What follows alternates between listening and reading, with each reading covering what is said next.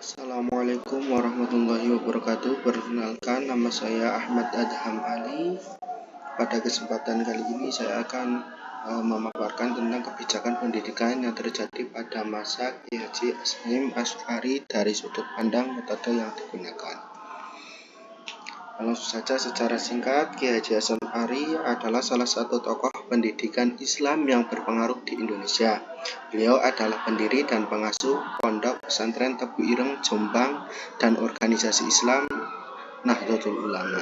Beliau juga dikenal sebagai ulama yang gigih dalam mempertahankan ajaran Islam, Ahlus Sunnah wal Jamaah, dan menentang paham-paham yang menyimpang dari Islam, seperti komunisme, sekularisme, dan liberalisme. Beliau juga aktif dalam pergerakan kemerdekaan Indonesia dari penjajah Belanda dan Jepang. Pendahuluan. Dalam bidang pendidikan, Kiai Hasyim Asy'ari memiliki pemikiran dan kontribusi yang besar bagi perkembangan pendidikan Islam di Indonesia. Beliau memiliki visi pendidikan yang bertujuan untuk membentuk pribadi muslim yang beriman, berilmu, berakhlak, dan berjuang. Beliau juga memiliki misi pendidikan yang bertujuan untuk membebaskan umat Islam dari penindasan, penjajahan, dan kemunduran. Beliau juga memiliki konsep pendidikan yang bersumber dari Al-Quran, hadis, dan pemikiran ulama salaf. Untuk mewujudkan visi, misi, dan konsep pendidikannya, Kiai Hasyim Asy'ari menggunakan berbagai metode yang efektif dan relevan dengan kondisi dan kebutuhan masyarakat. Beberapa metode yang digunakan oleh Kiai Haji Hasyim Asy'ari dalam kebijakan pendidikan adalah sebagai berikut.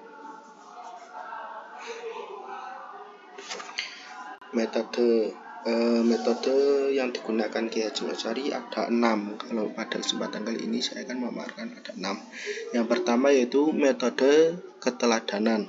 Metode ini berdasarkan pada prinsip bahwa guru adalah suri tauladan bagi siswa.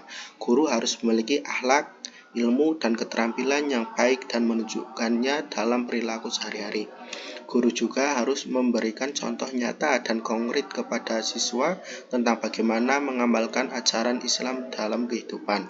Metode ini bertujuan untuk menanamkan nilai-nilai Islam dalam hati dan jiwa santri secara alami dan menyenangkan. Metode kedua yaitu metode pembiasaan. Metode ini berdasarkan pada prinsip bahwa kebiasaan baik akan membentuk karakter baik. Guru harus membiasakan siswa untuk melakukan ibadah, amal soleh, dan kegiatan positif secara rutin dan konsisten. Guru juga harus membiasakan siswa untuk menjauhi hal-hal haram, maksiat, dan negatif.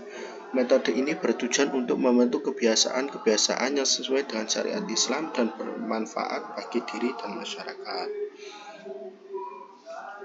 Metode memberi nasihat. Metode yang 3. Metode ini berdasarkan pada prinsip bahwa nasihat adalah obat bagi hati.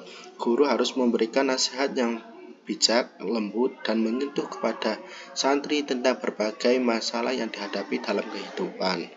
Guru harus sesuai memberikan nasihat yang sesuai dengan tingkat pemahaman, kebutuhan, dan kondisi siswa. Metode ini bertujuan untuk memberikan bimbingan, motivasi, dan solusi kepada siswa dalam menghadapi tantangan dan masalah. Metode yang keempat yaitu metode motivasi dan intimidasi.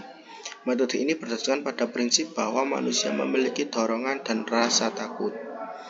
Guru harus memberikan motivasi yang positif dan produktif kepada siswa untuk meningkatkan semangat, prestasi, dan kreativitas mereka.